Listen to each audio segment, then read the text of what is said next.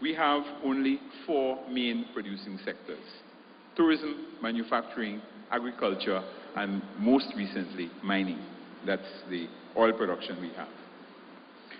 Because of the small size of our domestic economy, production in volume sufficiently large to yield economies of scale require that we produce for export. We can't consume what we produce because we produce too much of any single commodity. And again, because of our small size, there is a limit to the number of scale economic operations in which we can engage. We just do not have the resources, volume, or the capital with which to develop them. And we have problems with our environment in attracting large amounts of foreign direct investment. You may wish to go to the World Bank website, again, easily available via Google, and have a look at their latest assessment of the issues involved in doing business with Belize. This was published last week. Low overall income and unequal income distribution, as I indicated earlier, lead to significant poverty. Since in terms of numbers, poor people have more clout than those that are not poor, it is inevitable that in a one-man, one-vote political democratic system, such as the one we operate, governments will at least pay lip service to the notion of development, defined in terms of expanding the level of economic activity and incomes in order to raise the living levels of everyone, with a concentration on improving the lifestyles of poor people, so that economic growth, income redistribution, and the provision of social services with a focus on basics become important parts of government policy. In small countries, what happens, of course, is that high-end skills are not generally in high demand, with a consequential limitation on the personal development opportunities of individuals who wish to remain in the economy. Although I should note here that thankfully this situation is changing, at least in some areas, where cheap and easy air transport and telecommuting facilitates global or at least regional participation in the knowledge segments of economies. Inevitably, of course, governments from time to time overreach themselves and try to provide facilities and services beyond their financial capacities. In other words, they spend more than they have. They can do this in 2 ways. They can borrow beyond their debt servicing capacity, or they can create domestic purchasing power beyond the capacity of an economy to sustain. Belize has had a recent history of both sets of activities, and we are currently living with the legacy of those actions. I'm not here going to go into the issue of whether the resources that were raised were properly utilized. That is for another time and place. The point I want to make is that 2 things happened. The first is that government borrowed from private lenders, mainly banks, so much that we found ourselves unable to meet the interest and loan repayment obligations. We had to negotiate a restructuring of the debts, and this involved private lenders agreeing to take a cut in the outstanding amounts and to lower interest rates so that we pay lower rates now and higher rates later when presumably we can afford them. This obviously has implications for current and forthcoming government budgets because of the need to set aside resources to meet higher interest payments and the final repayment obligations in respect of money that has already been spent.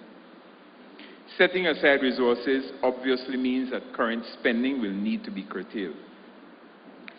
The second thing you need to note is that the level of government borrowing from the central bank, otherwise known as printing money, was at such a level as to result in a depletion of the official foreign exchange reserves of the country.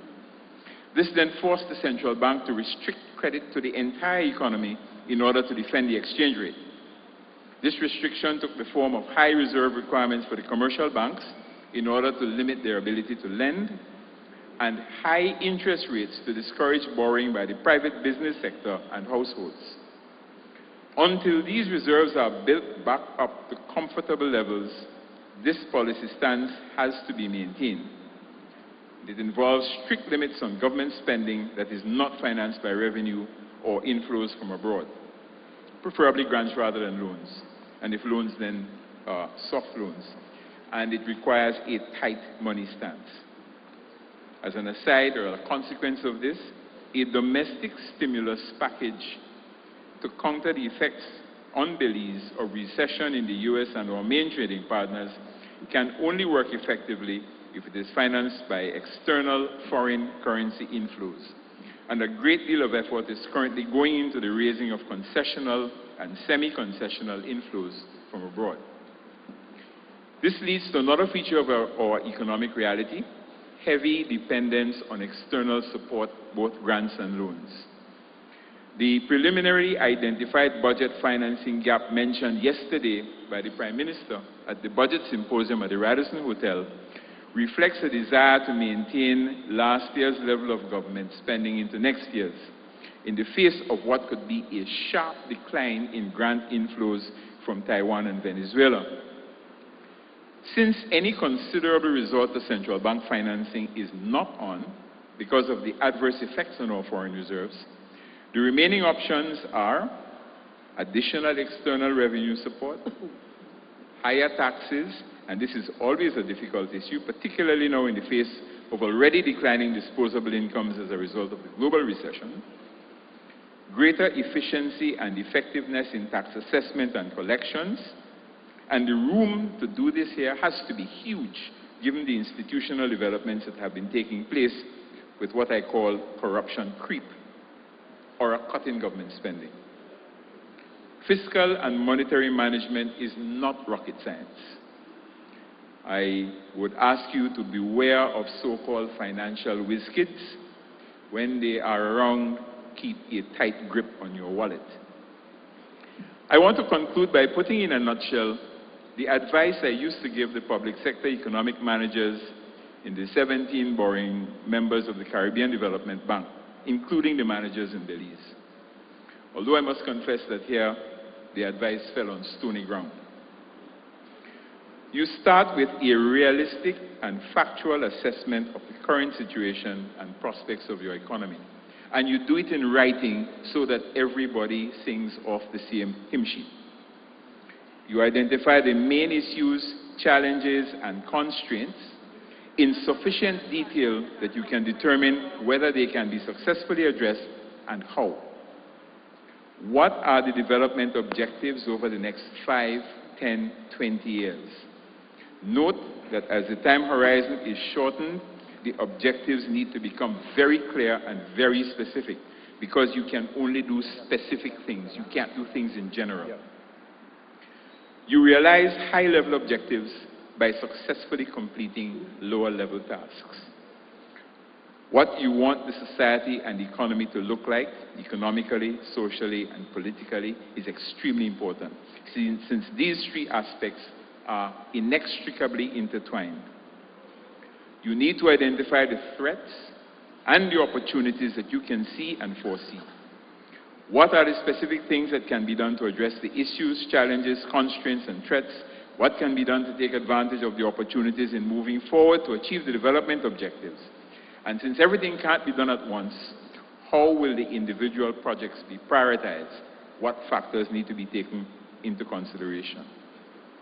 What do your annual capital and recurrent budgets look like for the next 3 to 5 years when you have completed this process, making the appropriate allowances for contingencies? We will get natural disasters. We don't know what form the disasters will take, but we will get them, so we have to plan for them. Finally, I would like you to note that this entire presentation has been based on the production of goods, production of services, and of mined products is an entirely different matter. And here is where I think our future lies, not as a substitute for goods, but integrated with goods production. Tourism already is a case in point.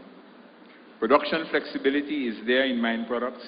Products can much more easily be marketed and hyped, and product innovation and prices are limited only by the inventiveness of the product creator. Significant effort is, however, required to develop our human resources capacity, not least the capacity to conceptualize the possibilities and to undertake the mammoth task that is required to restructure our entire approach to education and training. Thank you.